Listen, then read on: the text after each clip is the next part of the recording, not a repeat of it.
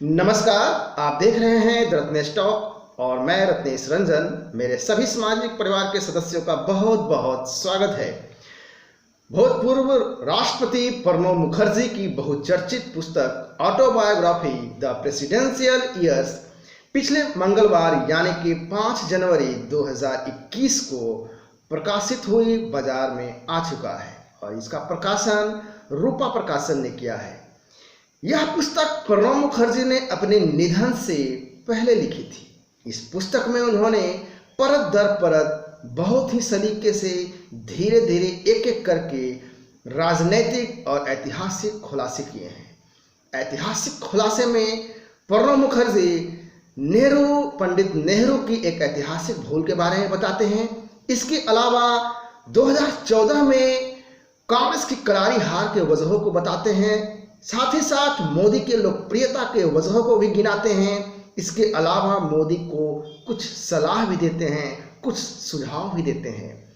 साथ ही साथ सबसे बड़ी बात, आज की वर्तमान में कांग्रेस की जो दुर्दशा है, इसके लिए सिर्फ और सिर्फ वो सोनिया को जिम्मेवार ठहराते हैं। इन सारी बातों का विश्लेषण मैं इस वीडियो में करने जा रहा हूं।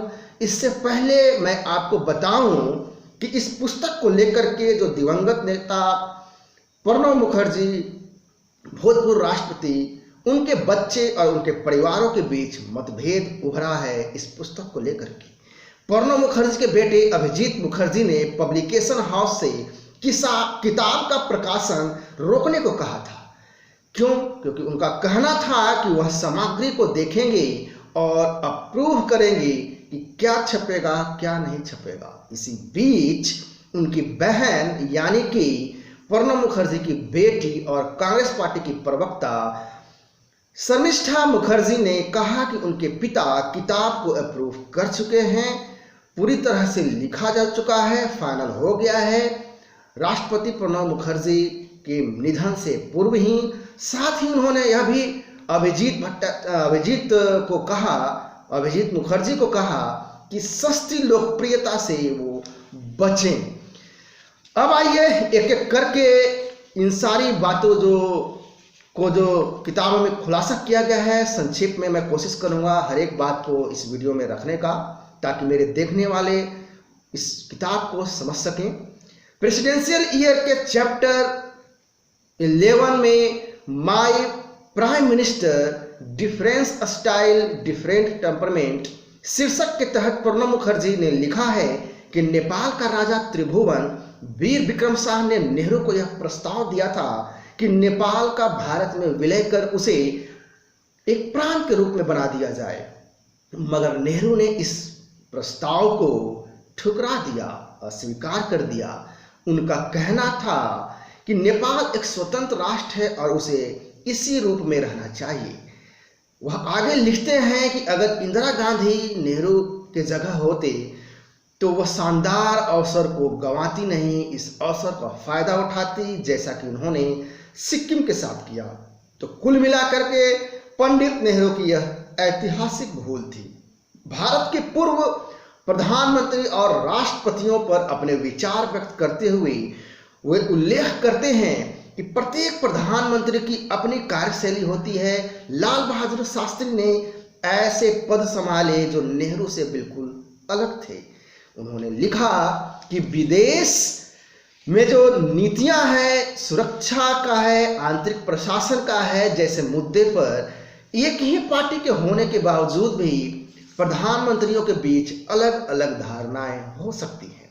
इसके अलावा उन्होंने कांग्रेस की हार जो 2014 में करारी हार हुई थी, उसके संदर्भ में भी वजहों को बताते हैं और यह भी कहा कि कांग्रेस में जो करिश्माई नेतृत्व है उसकी कमी है। उन्होंने उल्लेख किया कि 2014 में लोकसभा चुनाव की मतगणना वाले दिन उन्होंने अपने सहायक को निर्देश दिया कि हर आधे घंटे का जो रुझान है उसके बारे में अवगत कराएं।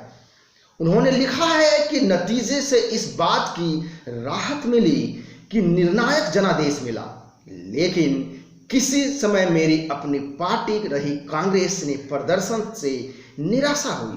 वो आगे लिखते हैं कि यकीनन करना मुश्किल हो रहा था कि कांग्रेस सिर्फ 44 सीट पर जीत सकी है, जीत दर्ज कर सकी है।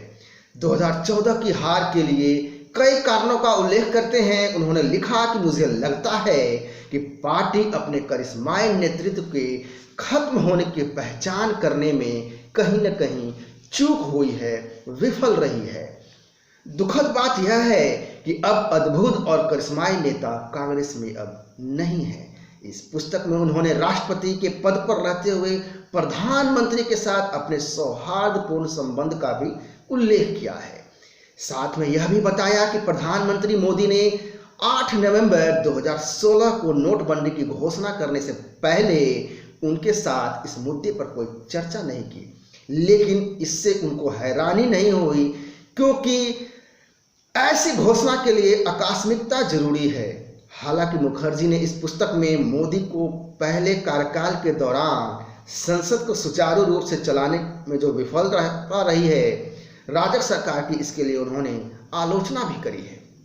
उन्होंने लिखा कि मैं सत्ता पक्ष और विपक्ष के बीच कटुतापूर्ण बहस के लिए सरकार के अहंकार और स्थिति को संभालने में उनकी अकुशलता को जिम्मेदार मानता हूं। साथ में मुखर्जी ने यह भी कहा कि प्रधानमंत्री मोदी को अपने पूर्ववर्ती प्रधानमंत्री से प्रेरणा लेनी चाहिए और नजर आने वाला नेतृत्व भी देना चाहिए। इसके साथ ही साथ मोदी प्रधानमंत्री मोदी की वो लोकप्रियता के विषय में भी बातें रखते हैं कि कैसे उन्होंने लोकप्रियता हासिल करी और कैसे प्रधानमंत्री का पद जो है अर्जित किया, और जबकि मनमोहन सिंह को वह पद जो है थाली में परोसा गया। पुस्तक में मुखर्जी लिख रहे हैं कि हर आम चुनाव की अपनी महत्ता होती है क्योंकि उनमें जिस मुद्दे पर बहस होती है उन्हीं के बारे में मतदाता के विचार और राय परिलक्षित होते हैं। उन्होंने कहा कि 2014 के आम चुनाव के नतीजे 2 कारणों से ऐतिहासिक थे। पहला, 3 दशक के बाद किसी दल को खंडित जनादेश की जगह पे पूर्ण और निर्णायक जनादेश मिला, और दूसरा, भाजपा का पहली बार बहुमत हासिल करना। वह अपने दम पर सरकार बनाने में सक्षम थी, लेकिन इसके बावजूद अपने गठबंधन के साथियों को सरकार में लाया और सरकार बनाई। मोदी और मनमोहन की तुलना करते हुए मुखर्जी कहते हैं कि दोनों के प्रधानमंत्री बनने के तरीके बहुत अलग अलग थे। बतौर राष्ट्रपति मुखर्जी ने मोदी और मनमोहन सिंह के साथ काम किया है। डॉक्टर सिंह यानी कि डॉक्टर मनमोहन सिंह को इस पद की पेशकश सोनिया गांधी की तरफ से की गई थी चुनाव के बाद, लोकसभा जब चुनाव हो गए थे 2004 में, जबकि यूपीए के अन्य घटक दलों ने पीएम का उम्मीदवार के रूप में सोनिया गांधी को चुना था। वहीं दूसरी तरफ नरेंद्र मोदी 2014 में बीजेपी की ऐतिहासिक जीत का नेतृत्व करते हुए पीएम पद के लिए जनता की पसंद बने। वह मूल रूप से राजनीतिज्ञ हैं जिन्होंने भाजपा ने पार्टी के चुनाव अभियान में जाने से पहले प्रधानमंत्री पद के लिए अपना उम्मीदवार बनाया। वह उस वक्त गुजरात के चीफ मिनिस्टर से मुख्यमंत्री थे और उनकी छवि जनता को भा गई। उन्होंने प्रधानमंत्री पद अर्जित किया। कुल मिलाकर के चुनाव प्रचार समाप्त होने के बाद 2014 के बारे में प्रणब मुखर्जी कह रहे हैं अपनी पुस्तक में कि चुनाव प्रचार समाप्त होने के बाद जब सभी चुनाव प्रक्रियाएं समाप्त हो गई, तब कांग्रेस के कई प्रमुख नेता और जो पूर्व मंत्री थे राष्ट्रपति भवन में मिलने आए। इनमें से किसी को भी कांग्रेस या फिर यूपीए को बहुमत मिलने की उम्मीद नहीं थी। यह शब्द प्रणब मुखर्जी के हैं। पूर्व राष्ट्रपति प्रणब मुखर्जी अपनी पुस्तक में नरेंद्र मोदी को कुछ सलाह और सुझाव भी देते हैं। वह सलाह देते हुए कहते हैं कि मोदी को असहमति की आवाज भी सुननी चाहिए और संसद में अक्सर बोलना चाहिए। विपक्ष को समझाने और देश को उसके बारे में अवगत कराने के लिए उन्हें इसका एक मंच के रूप में इस्तेमाल करना चाहिए, उपयोग करना चाहिए। चाहे जवाहरलाल नेहरू हो इंदिरा गांधी हो, अटल बिहारी वाजपेयी हो अथवा डॉक्टर मनमोहन सिंह हो, इन सभी ने सदन के पटल पर अपनी उपस्थिति का एहसास कराया है।